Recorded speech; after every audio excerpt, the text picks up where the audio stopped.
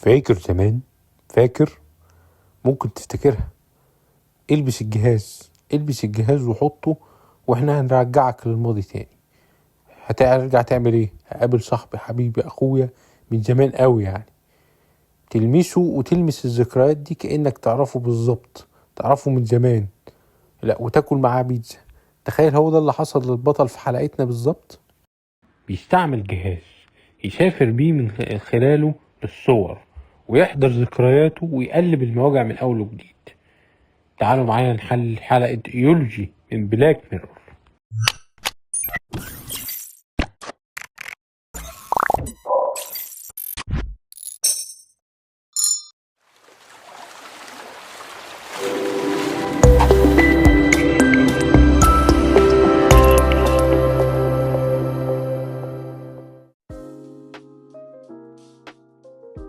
راجل كئيب كان عايش حياته في بيت، وفجأة جاله رسالة.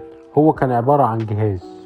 الجهاز ده كان فيه AI، كان عمال يقوله يشغله عشان يفكره بذكريات هو نسيها. الجهاز قال له ان هو ممكن يخليه يفتكر الذكريات زمان مع حبيبته السابقة، فقال له يتخيلها. فلما تخيلها قال له مش ينفعش، مش عارف يكون صورة ليها. فحاول تاني، فبرضه مش قال له ما ينفعش، مفيش صورة ليها واضحة، مش عارف يكون الصورة. الجهاز قال له خلاص، هات لي اي صورة من صورها. فوراه الصور بتاع اللي هو مصورها لها، فطلع كل راسها مقصوصة من كل صورة. فقال له ينفع؟ قال لي لا، لازم تبقى وشها باين. فقال له بعدين معاك بقى؟ قال له لازم يبقى وشها باين، مفيش حاجة تاني غير كده. فقال له، فالجهاز بقى وصل معاه في الاخر، قال له خلاص هات لي الصورة وانا هدخلك جواها، وانت بقى تحاول تفتكر. فجاب له اول صورة، حفلة الشوي اللي اول مرة يلتقوا فيها، والجهاز راح مدخله جوه حفلة الشوي. هي كانت حفلة باربيكيو، كان كله عمال يسكر ويشرب ويبهدلوا بقى الدنيا. وكانت بقى حفلة تجمعية كبيرة بقى. في وسط كل هذا هو قابلها، واكتشف وهو بيراجع الذكريات ان هي كانت مخطوبة. المهم هو ما اتصدمش من كده، هو ما اتصدم ان هو ما كانش عارف يشوف وشها. بان هو بيقول له الجهاز ما ينفعش اوريك وشها، لان انا مش جهاز ذكريات، انا بوريك الصور وانت حضرتك حرقت الصورة. وفي ظله هو مش عارف يشوف وشها، قال له خلاص اسحب. راح سحبه من الذكريات، فرجع تاني العالم بتاعنا. فقال له دور لي على صورة تانية، وطبعا كله صورها محروقة ومتقطعة ومتنيلة بنيلة. فورداه صورة تانية، بس الحفلة بقى نفسها بس جوه البيت. ابتكار الصراحة. في الحفلة دي اتكلم عن أول ليلة قضوها مع بعض.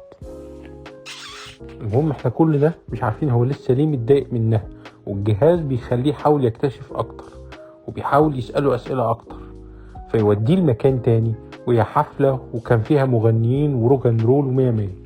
ملحوظ يعني عشان بس تفتكروا ان انا ما بضحكش عليكم ولا بخبي عليكم حاجة. هي دخلته وسط الناس، وبعدين هو كان عايز يدور عن سبب هم سابوا بعض ليه، وقال ايه كان السبب في الحفلة دي. ان هي كانت رايحة تكلم ولد وعمال يغازلها وهي ما بتصدوش، وهو كان غيران، وهو ده كان السبب من احد الاسباب فشل العلاقة ما بينهم. كده بقى نعد الخوازيق يا جماعة.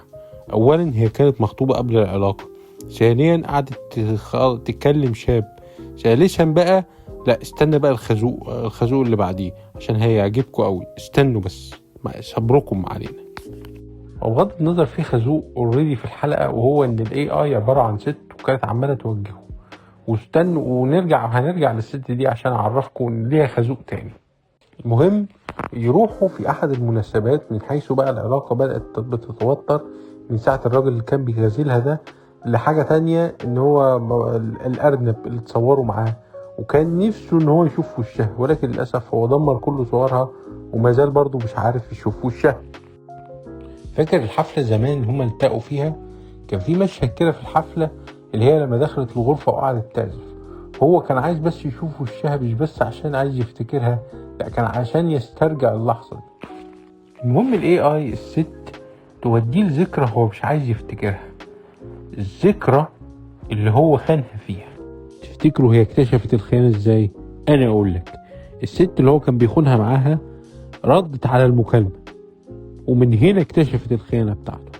وفي ظل هو عمال يتفضح قدام الاي اي وعمال ينكر ويزعق ويشخط، قعد يقول لها طب ما هي في الاخر انا عرضت عليها الجواز وهي رفضت.